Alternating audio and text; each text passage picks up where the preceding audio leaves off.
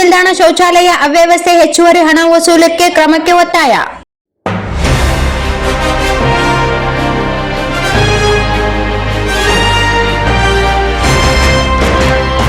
ನಗರದ ಕೇಂದ್ರ ಬಸ್ ನಿಲ್ದಾಣದಲ್ಲಿರುವ ಶೌಚಾಲಯದ ಅವ್ಯವಸ್ಥೆ ಹಾಗೂ ಟೆಂಡರ್ ನಿಯಮ ಉಲ್ಲಂಘಿಸಿ ಸಾರ್ವಜನಿಕರಿಂದ ಹಣ ವಸೂಲಿ ಮಾಡುತ್ತಿರುವ ಕೆಎಸ್ಆರ್ಟಿಸಿ ವಿಭಾಗೀಯ ನಿಯಂತ್ರಣಾಧಿಕಾರಿ ಮೇಲೆ ಸೂಕ್ತ ಕಾನೂನು ಕ್ರಮ ಕೈಗೊಳ್ಳಬೇಕು ಎಂದು ಸಾಮಾಜಿಕ ಹೋರಾಟಗಾರ ಆಮೀನ್ ನಡುಮನಿ ಅವರು ಸಾರಿಗೆ ಸಚಿವರಿಗೆ ಮನವಿ ಸಲ್ಲಿಸಿ ಒತ್ತಾಯಿಸಿದೆ. ಬಸ್ ನಿಲ್ದಾಣದ ಒಳಗೆ ಇರುವ ಶೌಚಾಲಯ ಮತ್ತು ಮೂತ್ರಾಲಯ ಕೋಣೆಗಳು ಗಬ್ಬೆದ್ದು ಹೋಗಿವೆ. ಸರಿಯಾಗಿ ನಿರ್ವಹಣೆ ಇಲ್ಲದಂತಾಗಿದೆ. ಶೌಚಾಲಯಕ್ಕೆ ಕೇವಲ ₹3 ಮಾತ್ರ ವಿಸರ್ಜನೆ ಉಚಿತವಾಗಿ ಇದೆ ಎಂದು ಬೋರ್ಡ್ ಹಾಕಿದ್ದರೂ ಸಹ ಶೌಚಾಲಯ ನಿರ್ವಹಣೆ ಮಾಡುವವರು ಪ್ರತಿಯೊಬ್ಬರಿಂದ ₹10 ಪಡೆಯುತ್ತಿದ್ದಾರೆ ಎಂದು ದೂರಿದರು.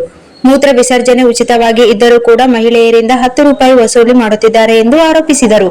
ಇದು ದಿನಂಪ್ರತಿ ಹಗಲು ರಾತ್ರಿ ಅವ್ಯವಹಿತವಾಗಿ ನಡೆಯುತ್ತಿದೆ. ಅಲ್ಲದೆ ಮಹಿಳೆಯರ ಶೌಚಾಲಯ ಕೋಣೆಗೆ ನಿರ್ವಹಣೆ ಮಾಡುವವರು ಪುರುಷರು ಇರುತ್ತಾರೆ. ಮಹಿಳಾ ಶೌಚಾಲಯ ಕೋಣೆಗೆ ಸ್ವಚ್ಛತಾ ನೆಪದಲ್ಲಿ ಗಂಟೆಗೊಮ್ಮೆ ಒಳಗೆ ಪ್ರವೇಶ ಮಾಡುತ್ತಾರೆ. ಇದರಿಂದ ಮಹಿಳೆಯರಿಗೆ ಮುಜುಗರವಾಗುತ್ತದೆ. ಟೆಂಡರ್ನಲ್ಲಿ ಮಹಿಳೆಯರನ್ನೇ ಈ ಕೆಲಸಕ್ಕೆ ನಿಯೋಜಿಸಬೇಕು ಎಂದು ತಿಳಿಸಿದರೂ ಕೂಡ ಟೆಂಡರ್ ಪಡೆದವರು ನಿರ್ಲಕ್ಷ್ಯ ಮಾಡಿದ್ದಾರೆ. ಈ ಮೊದಲು ಶೌಚಾಲಯ ಮುಂದುಗಡೆ ಶೌಚಾಲಯ ಮೂತ್ರದ ದರದ ಬೋರ್ಡ್ ಇತ್ತು. ಇವಾಗ ತೆಗೆದು ಹಾಕಿದ್ದಾರೆ. ಇನ್ನು 3 ಕಡೆ ದರವನ್ನು ಗೋಡೆ ಮೇಲೆ ಬರೆಯಲಾಗಿತ್ತು. ಇದನ್ನು ಕೂಡ ಮರೆ ಮಾಡಿದ್ದಾರೆ. ಇದರಿಂದ ಜನರು ಏನು ಮಾಡುತ್ತಾರೆ? ₹10 ಕೊಟ್ಟು ಹೋಗುತ್ತಾರೆ. ಕೊಡದಿದ್ದಲ್ಲಿ ₹10 ಕೊಡಲೇಬೇಕೆಂದು ಒತ್ತಾಯ ಮಾಡಿ ಕೇಳಿ ಪಡೆಯುತ್ತಾರೆ. ಹೆಚ್ಚಾಗಿ ಇಲ್ಲಿಗೆ ಬರುವವರು ಮಂತ್ರಾಲಯಕ್ಕೆ ಮತ್ತು ಶ್ರೀಶೈಲಕ್ಕೆ ಹೋಗುವ ಭಕ್ತಾದಿಗಳು. ಒಂದು ಅಂದಾಜಿನ ಪ್ರಕಾರ ಈ ರಾಯಚೂರು ಬಸ್ ನಿಲ್ದಾಣದ ಶೌಚಾಲಯಕ್ಕೆ ಒಂದು ದಿನಕ್ಕೆ 24 ಗಂಟೆ ಜನರಿಂದ ಸಂಗ್ರಹವಾಗುವ ಒಟ್ಟು ಹಣ ₹14,000. ಇನ್ನು ರಾಯಚೂರು ಜಿಲ್ಲೆಯ ಎಲ್ಲ ಬಸ್ ನಿಲ್ದಾಣಗಳ ಶೌಚಾಲಯಗಳಿಂದ ಎಷ್ಟು ಹಣ ಸಂಗ್ರಹವಾಗಬಹುದು ಎಂದು ನೀವೇ ಊಹಿಸಿಕೊಳ್ಳಿ.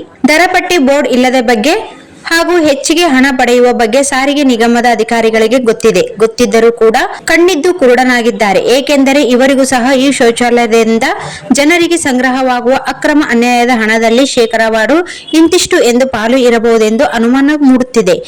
ಪದೇ ಟೆಂಡರ್ ನಿಯಮದ ಆದೇಶ ಉಲ್ಲಂಘನೆ ಮಾಡುತ್ತಿರುವ ವಿಷಯವನ್ನು ಗಂಭೀರವಾಗಿ ಪರಿಗಣಿಸಿ ನಾಗರಿಕರ ಹಾಗೂ ಪ್ರಯಾಣಿಕರ ಹಿತದೃಷ್ಟಿಯಿಂದ ಸದರಿಯವರ ಟೆಂಡರ್ ರದ್ದುಗೊಳಿಸಬೇಕು. ಇದಕ್ಕೆಲ್ಲ ಕುಮ್ಮಕ್ಕು ನೀಡುವ ಸೂತ್ರಧಾರರಾದ ಕೆಎಸ್ಆರ್ಟಿಸಿಯ ರಾಯಚೂರು ವಿಭಾಗೀಯ ನಿಯಂತ್ರಣಾಧಿಕಾರಿ ಮೇಲೆ ಸೂಕ್ತ ಕಾನೂನು ಕ್ರಮ ಜರುಗಿಸಬೇಕೆಂದು ಒತ್ತಾಯಿಸಿದರು.